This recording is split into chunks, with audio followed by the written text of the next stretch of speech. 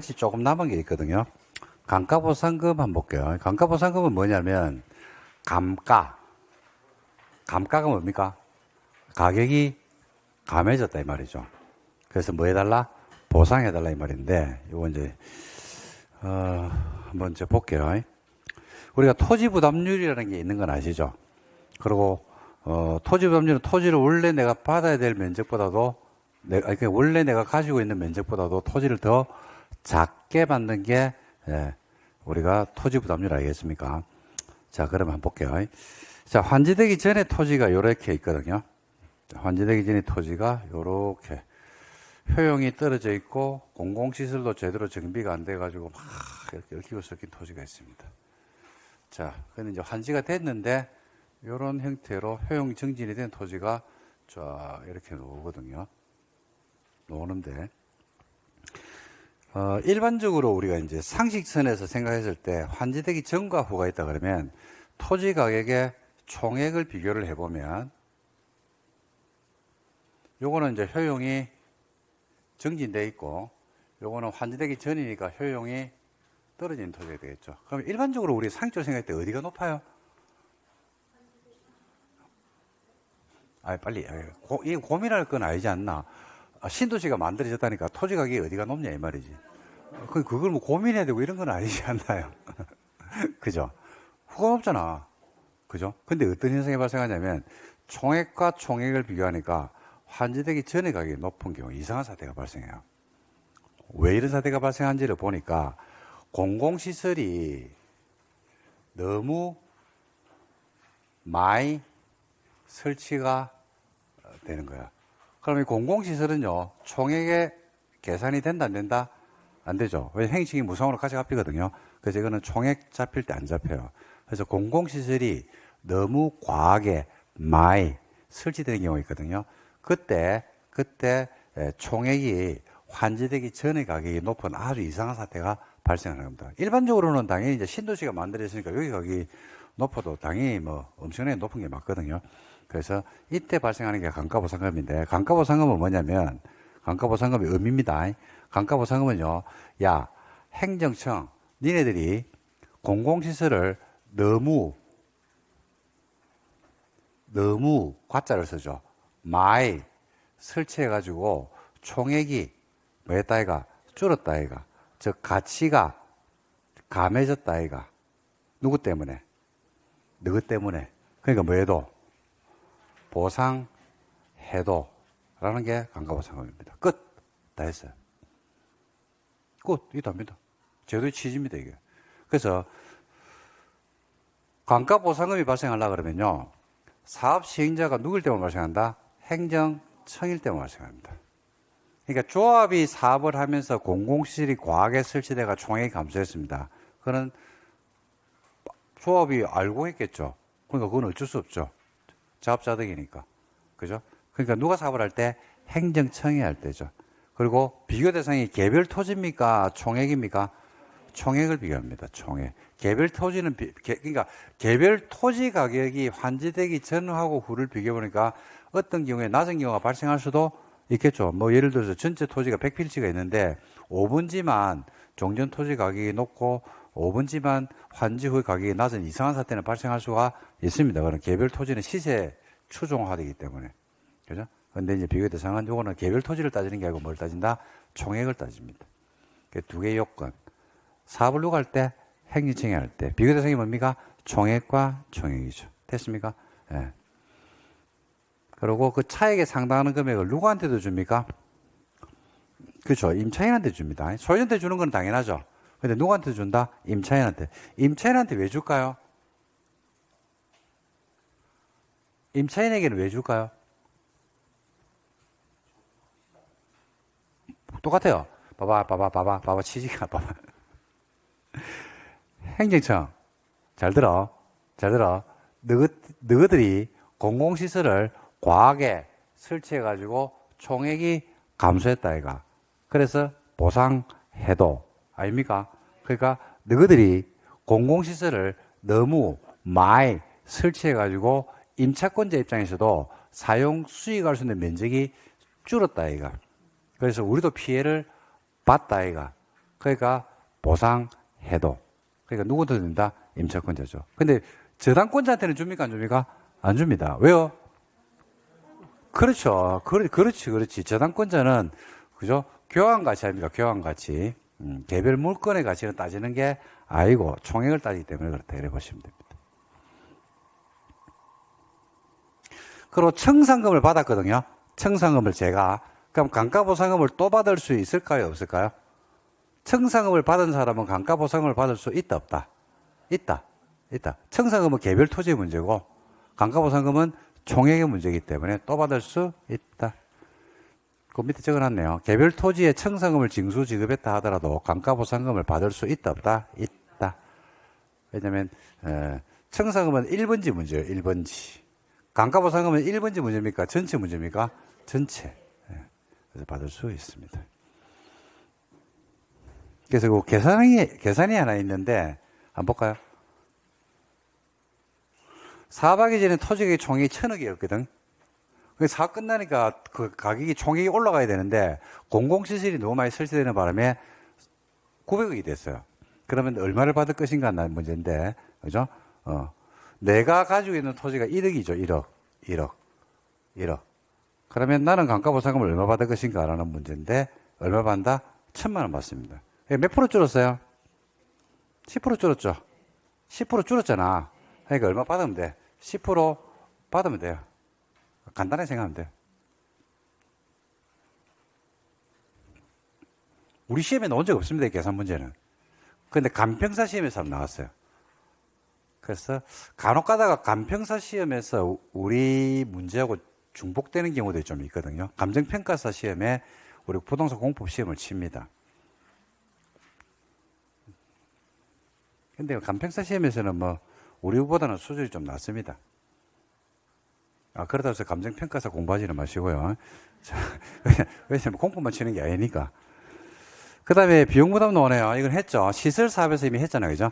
여러분, 시설사업에서 비용부담한 걸 한번 끌어올게요. 비용은 누가 냅니까? 그죠? 지가 내야 되겠죠. 지가 냅니다. 똑같아요. 이것도. 지가 냅니다. 국가 가면 국가 예산에서, 지자체 가면 지자체 예산에서.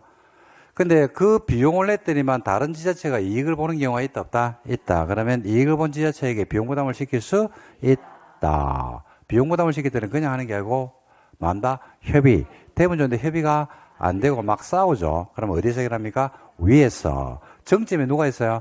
행안부. 어우, 잘한다. 끝. 다 했습니다. 자, 도시개발 사업에 필요한 비용은 사업 시행자인 지가 내야 된다. 지정권자가 사업 시행자일 때 지정권자 국장 시도입니다. 행한 사업으로 이익을 받은 시도 시군구 지자체가 있으면 이익의 일부를 이익을 받은 시도 시군구에게 부담을 시킬 수 있다. 이 경우 지정권자가 만약에 누구더라? 국장이죠. 국장인 경우에는 행안부 장관하고 만다? 협의죠. 시도 대도시가 지정권자일 때는 시군구한테 비용 부담을 시킬 때는 그 시군구를 관할하는 시도지사하고 만다? 협의. 되면 좋은데 협의가 안 되죠. 그러면 행안부가 만다? 결정한다. 똑같죠. 그 다음에 시장군수구청장이 사업 시행자인 경우가 있거든요. 시군구는 그가 시행한 사업으로 이익을 받은 다른 지자체가 있으면 그 사업에 든 비용의 일부를 이익을 받은 다른 지자체와 협의해서 지자체에게 부담시킬 수 있다. 협의가 되면 좋은데 협의가 안 되는데, 그죠? 안 되면 관할 시도 결정에 따르며 시군구를 관할하는 시도가 서로 달라요. 그럴 때는 시도하고 만다? 협의하고. 시도 간에 협의가 안 되죠. 그럼 역시 정점에 누가 결정한다? 행안부가 결정한다. 그 다음에 공공시설 관리자의 비용 부담이라고 나옵니다. 사업 시행자는 공동구를 설치하는 경우에서 공동구를 설치합니다. 사업 시행자가. 그러면 이제 공동구도 우리가 도시개발구역 신도시 안에서 공동구가 만들어진 경우 있잖아요. 그죠? 그러면 누가 내는 게 원칙입니까? 별말로 쓰면 사업 시행자죠. 자, 근데 이제 봐봐요. 우리 여러분 국도계획법 공동구 배웠죠? 공동구 설치 비용으로 사업 시행자 혼자서 독박 쓰는 게 아니었잖아요. 누가 같이 냅니까? 점용 예정자하고 같이 내잖아요. 그죠? 그 내용입니다. 공동구를 설치할 때는 다른 법에 따라서 공동구에 수용될 시설을 설치할 의무 있는 자, 전기는 한전, 가스는 가스공사, 난방은 지역 난방공사, 그죠? 에게 비용을 부담시킬 수 있다, 없다? 있다. 똑같네. 이 경우 설치 방법, 기준, 절차 등등에 대해서는 뭐를 준용한다? 국계법. 배웠죠, 그죠? 그거 그대로 추종하니까 별도로 공부할 내용이 없습니다. 그 다음, 도시개발구역에 시설 설치 의무자가 별도로 있거든요. 시설 설치 비용은 아래 구분에 따르는 설치 의무자가 부담하는데, 도로나 상하수도는 누구한테 의무가 있다? 지자체입니다. 이거 주택 가면 또 나와요. 지자체. 전기, 통신, 가스, 난방은 누가 하는지 압니까? 공급자가 해야 돼요. 도로하고 상하수도는 누가 한다고요? 지자체가 설치 의무가 있습니다. 그리고 전기, 통신, 가스, 난방은 이를 공급하는 사람이 설치할 의무가 있다. 그리고 이제 지중설로 보셔야 돼요. 지중설로. 여기 이제 시험에 2번인가 나왔습니다. 지중설로. 도시개발구역 안에 전기시설을 사업시행자가 지중설로로 설치할 것을 요청한 경우가 있습니다. 사업시행자가 지중설로로 설치할 것을 시행자가 요청했어요. 그럴 때는 전기를 공급하는 자, 우리나라에서는 전기를 공급하는 게 하나밖에 없잖아요. 그죠? 한전하고 요청한 자가 반반씩 냅니다. 반반씩. 2분의 1 비율로. 근데 전부 환지 방식일 때 달라져요, 이게. 공급하는 자가 한전이 얼마를 내고 3분의 1을 냅니다. 이게 나오죠, 시험에서. 그리고 요청하는 자가 얼마를 냅니까? 3분의 1 비율로 부담한다. 지중설로. 지중설로가 뭡니까? 그렇죠, 그렇죠. 땅속에 묻는 거. 원래 전기는 어디에 세워요? 그거 전봇대에 세우잖아. 지중설로로 들어가니까 비용이 증가 비용이 발생할 수 있겠죠. 그러니까 전봇대를 세우는데, 야, 우리 용에는 또 지중설로로 해줘. 라고 했습니다. 그러니까 한전에서, 돈 들어가는데 할 수 있어, 없어요? 있죠. 그럴 때는 반반씩 낸다니까요. 근데 어디로 들어가면? 환지구역으로 들어가죠. 그러면 한전이 얼마를 내고? 3분의 2. 3분의 2. 요청한 사람이 3분의 1. 나왔죠, 벌써. 설치는 뭐, 준공업사 신청일까지 끝내면 됩니다. 보조융자 해줍니다. 도시개발 사업에 드는 비용은 대통령 제안 바에 따라서 비용의 전부 또는 일부를 국고에서 보조하거나 융자할 수 있다. 그리고 사업 시행자가 누구일 때는 행정청이죠. 행정청이면 전부를 보조할 수도 있다, 없다? 있다. 전부를 보조해 주는 거 아닙니다. 해줄 수도 있다. 똑같아요. 도시개발, 시설 사업에 있는 거하고 똑같습니다. 그러니까 특이한 내용이 뭐, 전기 정도가 좀 특이합니다. 나머지는 뭐, 별로 뭐 크게 뭐. 그 다음에 도시개발 채권 들어갑니다. 도시개발 채권. 도시개발 채권은요, 도시개발 사업이나 시설 사업에 자금을 조달하는 목적으로 발행하는 게 도시개발 채권입니다. 시설 사업 또는 개발 사업에 자금 조달 목적입니다. 채권이 여러분들 지금 벌써 이제 오늘 2개 배웠잖아요. 그죠? 토지상환 채권 하나 배웠고, 도시개발 채권. 그 다음에 국토계획법에서 도시군계획 시설 채권. 그래서 3개 배웠습니다. 4개 이제 4개인데 하나가 남은 게 주택법에 가면 있는 주택 상환사채입니다. 도시개발 채권. 의외로 시험이 많이 나오죠? 의외로. 21, 24, 28, 29, 32. 느낌상 한 놓을 때 안 됐습니까? 그죠? 작년에 이거 놓은다고 한번 찍었더랬습니다, 제가.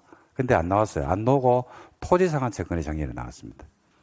그래서 올해는 나 이거 놓을 것 같아요. 이것도 찍을 겁니다. 계속 놓을 때까지. 왜? 가면 안 되나? 되죠? 자.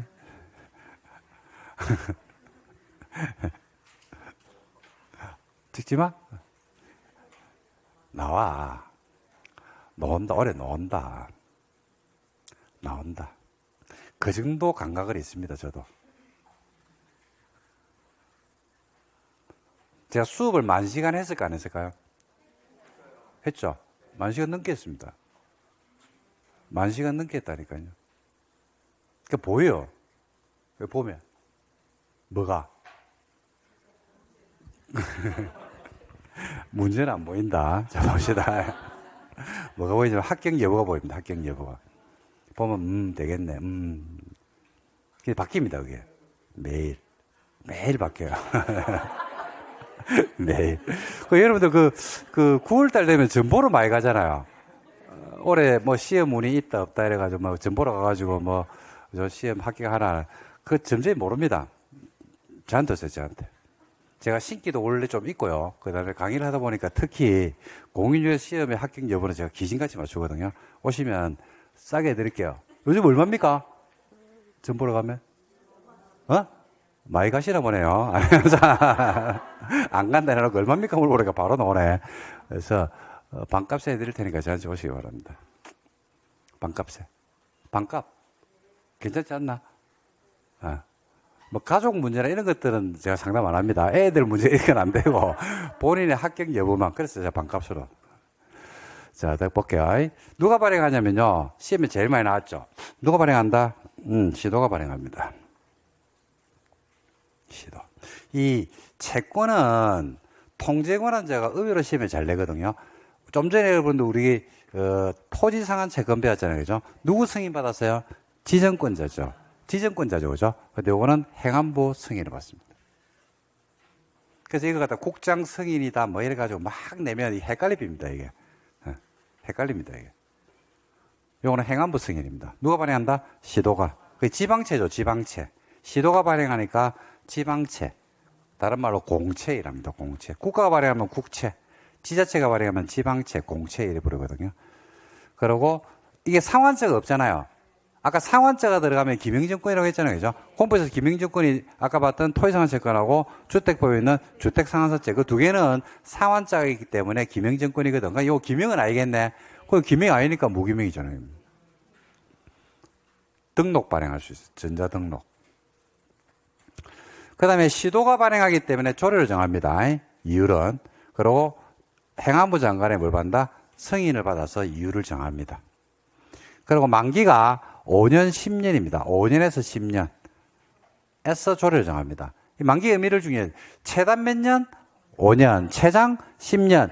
범위 안에서 만기를 정해가지고 발행하면 돼요. 그러니까 예를 들어서 서울시에서 도시개발 채권을 발행하면서 만기 11년 이러면 돼요? 안 돼요? 안 돼요. 7년은 되죠.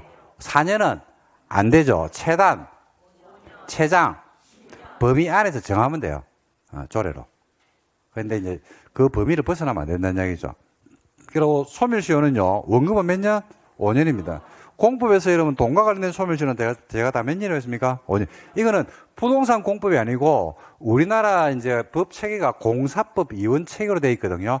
우리나라에서 공법적 법률 관계에서 발생하는 돈과 관련된 소멸시효는 전부 몽창구리 5년입니다. 조세 소멸시효가 몇 년인지 아십니까? 조세 소멸시효. 5년 아이가?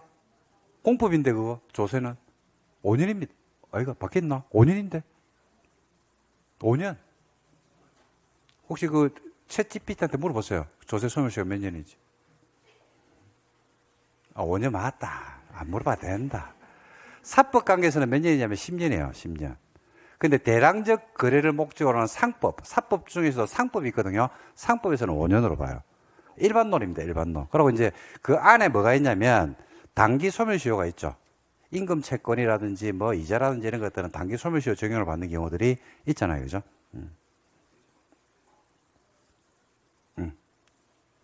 그래서 원금은 몇 년? 5년. 이자는 2년. 단기 소멸시효 적용을 받아요. 여러분들 민법에서 소멸시효 배우시죠? 그죠? 거기도 단기 소멸시효 있나요? 있죠? 단기 소멸시효라고 없습니까? 2년짜리, 3년짜리, 1년짜리 이런 거 있지 않나요? 뭐 음식값을 갖다가 뭐 예를 들어서 뭐 외상값이 깔려있다. 뭐 그런 것들은 10년 아니잖아. 아이고. 됐다. 그 다음에 다음 사유가 있으면요. 도시개발 채권을 매입, 하여합니다. 자, 볼게요. 공공부문의 사업 시행자하고 도시개발 사업의 공사 도급계약을 체결합니다. 그럼 도급계약을 체결하니까 수급인이 되거든요. 자, 공공하고 도시개발 사업의 공사 도급계약을 체결하는 수급인은 기분 좋아, 안 좋아? 기분 좋죠? 기분 좋죠, 그죠? 관급 공사를 수주했으니까 기분 좋잖아요, 그죠? 그때 도시개발 채권을 매입해야지 공사를 수주할 수가 있습니다. 됐죠? 그 다음에 토지 소유자나 조합, 수도권 밖으로 이전하는 법인, 능력이 있다고 인정되는 자, 공동출자법인, 민간입니다, 민간. 민간이에요, 민간 전부 다. 자, 토지 소유자 앞에다 가로 여세요. 공동출자법인까지 가로 닫으세요. 써놓으세요. 민간이라고 복잡해 가지 말고. 민간이 도시개발 사업의 사업 시행자가 됐습니다. 기분 좋아, 안 좋아? 좋죠. 근데 얘들이 사업 시행자 되고 싶으면 도시개발 채권을 일정 금액을 매입을 해야 돼요. 됐죠? 그 다음에 국계법에서 형질 변경 허가를 받았어요. 이것도 도시개발 채권을 매입해야 됩니다. 시험은 형질 변경 허가를 받은 자, 이게 시험에서 많이 나왔습니다. 매입을 할 수 있다가 아닙니다. 매입하여야 한다. 자, 정리할게요. 이건 금방 정리합니다. 누가 발행한다고요? 시도가. 누구 승인받고요? 행안부. 그죠? 등록 발행하거나 기명은 아니죠. 무기명으로 발행할 수 있다. 이율도 누구 승인받는다? 행안부. 그죠? 만기가 몇 년? 5년에서 10년. 범위 안에서 조례를 정하면 되고, 소멸시효가 원금은 5년, 이자는 2년이죠. 그죠?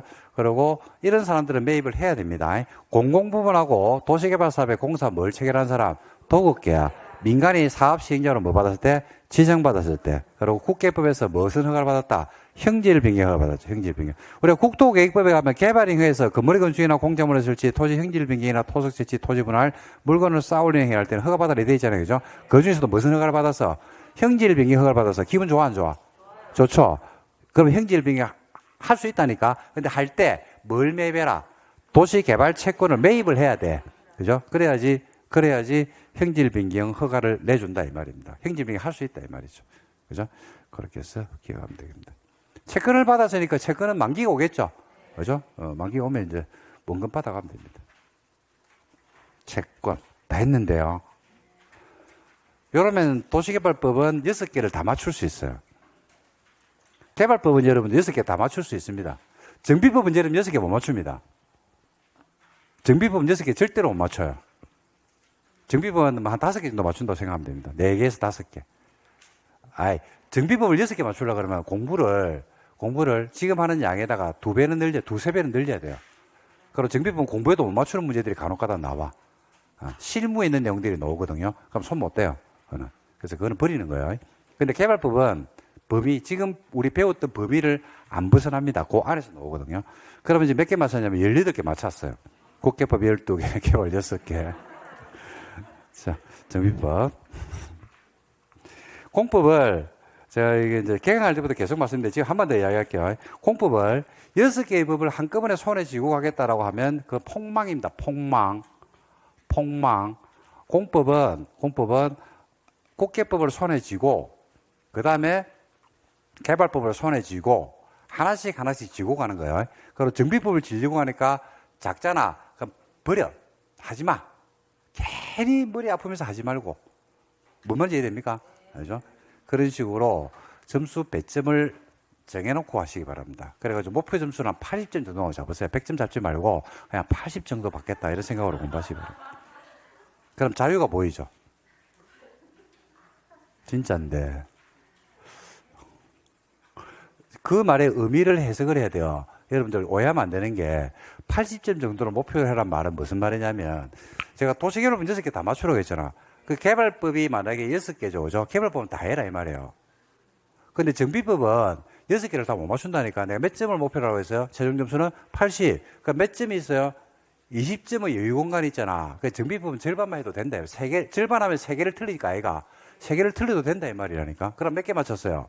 92.5 아이가. 공부량이 92.5만큼 했잖아. 그죠? 그리고 건축법학이나 주택법 하게 되면 또 몇 개를 버려도 돼, 안 돼? 왜? 그럼 80점 아이가. 그런데 안 나왔어. 버렸는데 안 나왔어. 그럼 잘 버렸다, 아이가.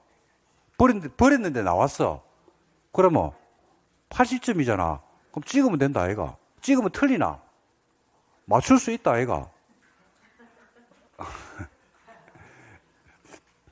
이게 합격 비법이라니까요. 절대평가 시험의 합격 비법. 양을 줄이는 방법이에요. 그래서 조금 공부를 하실 때 좀 그런 부분들을 참고하시면 됩니다. 자, 용어 정의까지 좀 하겠습니다. 진도가 좀 급하고 이거 한 대만 15분 하면 10분이면 다 하거든요. 바로 할게요. 자, 정비사업의 종류입니다. 주관경 개선사업 달동네죠. 도시 저소득 주민이 집단 거주한답니다. 정비 기반시설이 어떻게 돼 있어요? 극히 열악하죠. 다 아시죠? 노후불량 건물이 그냥 밀집입니까? 과하게 밀집입니까? 과하게 밀집해서 판잣집들이 다닥 붙어 있죠. 그러면 그게 뭐가 된다? 주거환경 개선 사업. 그 다음에 하나 더 있어요. 단독과 다세대가 밀집되어 있답니다. 정비 기반 시설과 공동이용, 단독이나 다세대 주택이 동네에 밀집이 되어 있으니까 그 동네에 가보면 기반 시설, 그죠? 공동이용 시설, 이런 것들이 잘 갖추어져 있는 경우보다는 아닌 경우들이 좀 많겠죠. 도로도 좁고, 그죠? 하는 경우도 있잖아요. 그죠? 그래서 이런 것들을 마구 확충하는 겁니다. 그죠? 근데 이 지역 주민들이 확충하기에는 비용 부담이 좀 크죠. 그래서 주민들이 확충할 수는 없겠죠. 누가 해줄까요? 네, 공공이 해줍니다. 시에서 해줘요, 시에서. 하고, 주거 환경을 마는 방식, 보전 정비 개량. 철거하는 게 아니네요. 철거가 아니고 보전 정비 개량합니다. 누가요? 스스로가. 그래서 나중에 스스로 방식이라는 게 여기서 나와요. 그러면 뭐 이걸 뭐라 그런다? 주거환경 개선 사업이라고 부릅니다. 재개발은 정비 기반시설이 극히 나인데 많은데 열악, 노불장벌이 과하게 나인데 밀집 끝. 그 다음에 어디에 삽니까? 상업지역이나 공업지역에 삽니다. 그러니까 요즘 그 세운상가, 얼마 전에 세운상가 재개발하면서 불 나가지고 뭐 재개발 하려고 하는데 불이 났는가? 며칠 전에 그 뉴스 한번 나오던데요. 혹시 보셨나요? 안 보셨습니까? 그 세운상가 재개발 지금 하려고 하고 있거든요. 그런 거. 그러니까 뭡니까? 그 재개발이죠. 상업지역이나 공업지역에서 하니까. 상업지역이나 공업지역에서 도시기능의 회복이나 상권 활성화를 위해서 한다. 도시기능 회복, 상권. 우리나라 최초의 주상복합 아파트가 세운상가인가 그럴 거야, 아마. 주상복합. 세운상가에 보면 전자상가만 있는 게 아니죠. 위에 가면 뭐가 있어요? 아파트 있잖아요. 주거용지 있습니다. 주상복합. 이러면 뭐가 된다? 재개발이죠. 그러니까 재개발은 여기서 이제 뭘 끄집어내냐면 상업지역이나 공업지역에서 상권 활성화 내지는 도시기능 회복을 위해서 하기 때문에 나중에 관리 처분객에 따라서 주택에 한정하지는 않겠죠. 건물을 건설해서 공급한다는 말이 나옵니다. 그 다음에 공공재개발이 나오는데 이거는 재개발입니다. 재개발. 재개발인데 뭘 강화한 거냐면 공공성을 강화한 건데 시장군수나 주택공사가 사업 시행자 또는 대행자로 참여를 해야 돼요. 그 다음에 건설 공급되는 주택 전체 세대수하고 전체 연면적 중에서 토지 등 소유자, 조합원들에게 분양하는 것을 빼고 나머지 세대수나 연면적 20에서 50 범위 안에서 조례가 정하는 비율 이상을 지분형 주택이나 공공임대주택을 지어서 공급을 해주면 돼요. 이러면 이걸 뭐라 그런다? 공공재개발이라고 합니다. 공공재개발은 뭐냐? 재개발이라고 생각하시면 됩니다. 그 다음에 재건축 나오네요. 기반시설이 어떻게 됐습니까? 좋아. 양호하죠. 대신에 건물이 낡았죠. 노블령 건물이 밀집. 녹물이 콸콸콸 쏟아집니다. 끝. 답니다. 그 다음에 공공재건축이 똑같죠. 공공성을 강화한 겁니다. 그러니까 사업을 누가 한다? 시장군수나 주택공사, 사업시행자나 대행자로 참여를 하고 종전에 있는 용적률이나 면적, 기반설의 현황 여러 가지로 고려해서 종전 세대수 몇 프로까지 160입니다. 해당하는 세대수 이상을 건설 공급을 하면 된다. 이렇게 나옵니다. 참고하시면 되겠습니다. 됐죠. 특징은 뭐 이미 여러분들 다 알고 계신 거라서 제가 뭐 확인할게요. 토지등 소유자 작년에 나왔죠. 잘 내죠 이것도. 토지등 소유자가 누가 되냐면 여러분들 토지등 소유자가 누가 되냐면 나중에 조합원이 됩니다. 그리고 토지등 소유자가 나중에 분양 자격이 있어요. 분양 자격. 토지등 소유자. 근데 토지등 소유자가 재개발하고 재건축의 토지등 소유자가 다르죠. 그죠? 그 재개발하고 개선 사업에서는 누가 토지등 소유자면 각각 토지 소유자 또는 건물 소유자 또는 지상권자. 그리고 재건축에서는 누가 토지등 소유자면 둘 다를 가져야 돼요. 토지하고 건물 둘 다를 가져야 돼요. 그게 이제 다른 점입니다. 그래서 보시면 주거환경 개선 사업과 재개발 사업은 누구라고요? 토지등 소유자 누구라고요? 각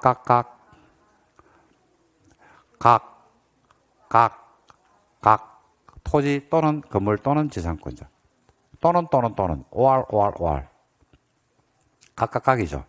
그리고 재건축은 정비구역에 있는 건물 및 그 부속 토지 소유입니다. 그가 뭘 수식하죠? 그렇죠. 건물을 수식하죠.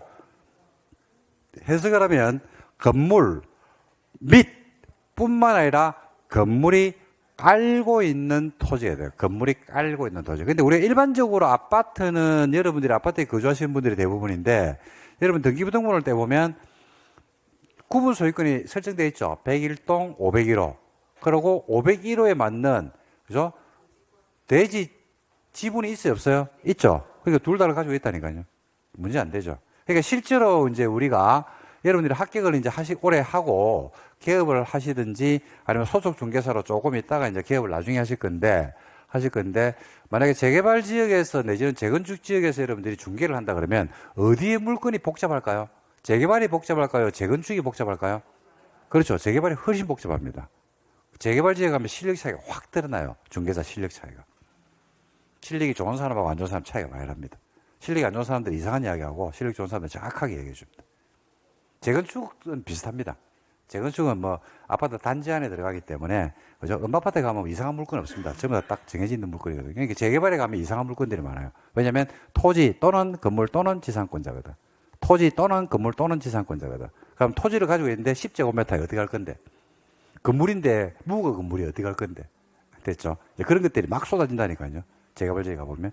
그래서 이제 그런 복잡한 물건들을 처리를 해야 됩니다. 그러니까 반대로 이야기하면 그런 물건들은 중개사들이 좀 힘들어하겠죠. 그럼 반대로 이야기하면 무슨 말이에요? 그렇죠. 그런 것들을 처리를 잘하면 싹쓸이 하겠네. 그 다음 정비 위반 시설. 그래서 토지등 소유자는요. 토지등 소유자는 개선 사업이나 재개발에서는 토지등 소유자 누구라고요? 각 이렇게 얘기하면 시험에 절대 안 들리죠. 재건축은요. 둘 다. 그 다음에 기반시설은 정비기반시설입니다. 정비기반시설은 뭔데?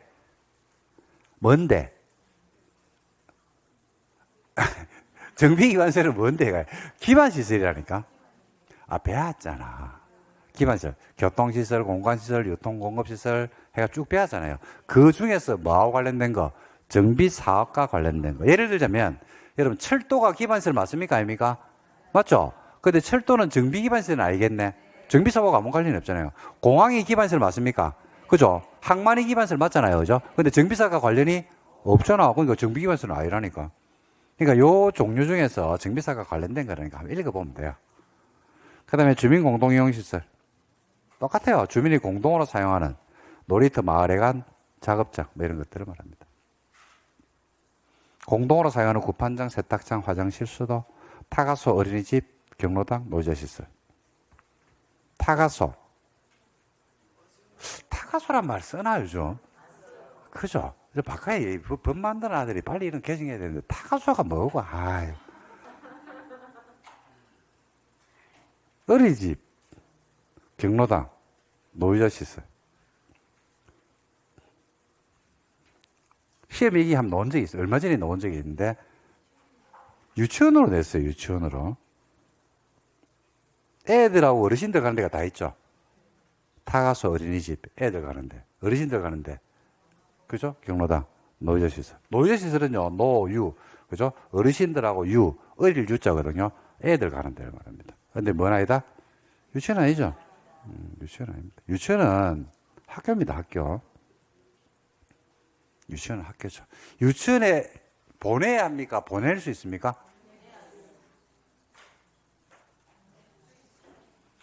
아니, 지금 몰라서 물어보는 거예요, 제가. 유치원에 보내야 합니까? 보낼 수 있습니까? 노후불량 건물. 이제 몰라. 이제 초등학교는 무조건 보내야 되거든요. 유치원은 근데, 안 보내도 되죠? 안 보내도 됩니다.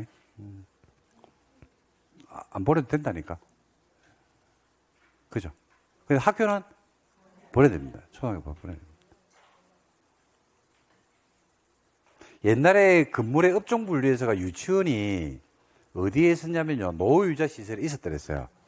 그러다가, 4, 5년 됐네요. 법을 개정하면서 유치원이 학교로 들어갔어요. 학교. 교육연구시설로 들어가 버렸습니다. 분류를. 지금은 유치원이 교육연구시설로 분류가 돼요. 그래서 옛날에는 초중고 대학교가 교육연구시설이었거든요. 지금은 유치원, 초중고 이렇게 나와요. 네. 그 다음에 노후불량 건물입니다. 읽어보면 돼요, 이거는. 읽어보면 누구든지 노후불량 건물 판정이 나는데 하나만 체크할게요. 제가 숫자가 나오는 게 있거든요. 40년짜리가 하나 있는데 어디 갔노? 양가로 3번에 박스 한번 볼래요? 요거 준공 1 기준으로 몇 년 쓰려고? 40년 쓰기 위해서 준공을 했거든요. 1980년에 1980년에 준공을 했는데 몇 년 쓴다고? 40년을 쓰려고 보수를 한다니까요. 보수 보강에 들어가는 비용이 철거하는 비용보다도 더 커. 그럼 어떻게 보수하는 게 맞습니까? 철거하는 게 맞습니까? 그죠? 그럴 때는 노불량금으로 봐서 철거해 새로 지어라 이 말입니다. 됐습니까? 네. 그 다음에 숫자가 한 개 더 나와요. 재건축 연한수가 나오는데 그 바로 밑에 있죠. 준공되고 나서 몇 년? 20년 이상 30년 이하 범위 안에서 조례가 정하는 기간이 지난 거. 이게 재건축 연한수입니다. 재건축 연한수. 그럼 이거 오해하면 안 돼요. 그럼 20년 이상 30년 이하니까, 그죠? 20년에서 30년이 되면 재건축을 할 수 있다는 말이가 그 말이 아니죠. 그 말이 아니고 재건축의 가능성이 열린다. 이렇게 보시면 됩니다. 가능성. 그러면 이제 이 기간이 됐죠. 그럼 뭘 신청할 수 있냐면 안전진단을 신청할 수 있어요. 지금 바뀌었죠. 안전진단이 명칭이 바뀌었습니다. 재건축 진단으로 개정됐습니다. 전면 개정. 전면 개정이 되면서 옛날에는 안전진단 통과가 안 되면요. 정비구역 지정 자체를 안 해줬거든요. 그래서 안전진단에서 계속 반려가 돼가지고 그것 때문에 막 골머리를 앓고 목동 이런 데서 막 그것 때문에 집값이 올라갔다가 안전진단 통과 못하면 또 떨어졌다가 또 안전진단 신청한다 그러면 또 올라갔다가 떨어졌다가 옛날에 엄마도 많이 그랬죠. 그죠? 그랬는데 얼마 전에 안전진단을 정비구역 지정 안전진단 통과가 안 되면 지정을 안 해줬거든요. 근데 개정했습니다. 개정해가지고 안전진단을 지정하고 나서 정비구역으로 지정받고 나서 언제까지 안전진단을 통과하면 되냐면 사업 시행 계획 인가 전까지만 통과하면 되게끔 이렇게 법을 좀 완화시켜 놓고 있습니다. 그러고 나서 이제 어디가 좋아지냐면 거기 이제 일기 신도시 재건축이고 일기 신도시 리모델링 이런 등등 때문에 이슈가 돼가지고 좀 개정을 해놨습니다. 표들라고. 자, 그래서 20년 이상 몇 년? 30년 이하 범위 안에서 조례가 정한 기간입니다. 그 조례에서 기간을 별도로 정해줍니다. 이거 재건축 연한수입니다. 주공등이죠. 주공등이라는 것은 누구 말한다? 주택공사하고 지방공사를 합쳐가지고 주공등 이렇게 불러요. 그냥 부르는 말입니다. 정비법에서 부르는 용어입니다. 용어. 토지등 소유자, 주공등. 그러니까 정비법은 등자를 좀 많이 써요. 의외로. 그 다음에 정관등도 있네. 등자 또 쓰네. 그죠? 이거는 여러분들 개폐했습니다. 개발법에서. 여러분 조합이 만드는 게 뭐야? 민간이 둘 이상 모여서 사업을 하면서 만드는 게 뭐야? 공공부문이 둘 이상 모여서 사업을 하는 게 뭐야? 아, 이거 잘한다. 이걸 합쳐가지고 정비법에서는 정관등 이래 불러요. 진짜 공부 많이 하셨네요. 공부 많이, 양 많다. 많이 됐네, 공부. 치니까 바로 탁탁탁 나오네. 올해가 작년보다 실력이 비슷해요. 뭐 특별히 좋은 건 아니고 비슷합니다. 그 다음 대지. 이것도 뭐 큰 의미는 없는데 대지란 정비법에서 말하는 대지를 말합니다, 여러분. 정비사업으로 만들어진 토지를 말해요. 공법에서 대지의 개념이 두 번 나오거든요. 정비법에서 한 번 나오고 건축법감이 있습니다. 건축법. 1필지 1대지 원칙이라고 나옵니다. 근데 이건 정비법상의 대지의 개념을 말합니다. 정비법상의 대지는 정비사업으로 만들어진 토지를 말합니다. 지목은 불문합니다. 그리고 틀리게 한번 내볼게요. 정비법상의 대지란 정비사업으로 조성된 토지로서 지목이 대인 토지를 말한다. X죠. 앞에는 맞는데 뒤가 틀렸죠. 지목은 불문하기 때문에. 그 다음에 지분형 주택은 주택공사하고 내하고 지분으로 공동 소유하는 방식입니다. 사업 시행자가 누구일 때요? 주공일 때. 분양 대상자 저하고 그 다음에 사업 시행자 주택공사하고 지분을 가져가는 겁니다. 원래 여러분 그죠? 101동 1001호 소유권 누구한테 있어요? 내한테 있죠. 그죠? 근데 101동 1001호 소유권을 주택공사가 2분의 1 가져가고 내가 2분의 1 가져가고 그러니까 처음에 주택에 투입하는 비용이 절반 가격밖에 안 되겠죠. 그렇죠? 그러니까 반값이에요, 반값. 대신에 이제 10억에 주공이 5억 내고 내가 5억 내고 그래가지고 공동으로 가지고 있다니까요. 그래서 살고 있는데 가격이 올랐어. 20억으로. 와, 기분 좋죠? 그럼 내 20억, 10억에서 20억으로, 그러니까 10억이 올랐잖아. 그 내가 다 가져가면 돼? 안 돼? 안 되죠. 누가 나눠 가져야 돼? 그래, 주택공사 나눠 가져야 되겠죠. 그죠? 여러분 같으면 지분주택이 있으면 좋습니까? 안 좋습니까? 별로야. 혼자 다 먹고, 혼자서 다. 됐습니다. 여기까지 하겠습니다, 오늘은. 고생하셨고, 어저께 숨나무공법 특강, 진행을 했습니다. 피곤하실 건데, 오늘, 여러분들 고생하셨습니다. 고생하셨고, 특강 자료 가지고 있는 분들은, 빵꾸 노트 있죠? 특강 자료에. 그걸 잘 활용하시면서 계속, 그죠? 양이 얼마 되니까 자꾸 읽는 연습. 여러분, 이제 국회법을 끝내야 됩니다. 특강 들으신 분들은 국회법 마무리 짓고, 이제 도시개발법으로, 방향을 이전하고, 그래서, 한 달에 한 개씩만 이전하면 됩니다. 개발, 정비, 주택, 건축, 이런 식으로 천천히 방향성을 옮겨가시면 되지 않을까 생각합니다. 자, 고생하셨고, 비가 이제 그친 것 같습니다. 식사 만나게 되시고, 다음 주에 여러분들 뵙도록 하겠습니다. 수고하셨습니다.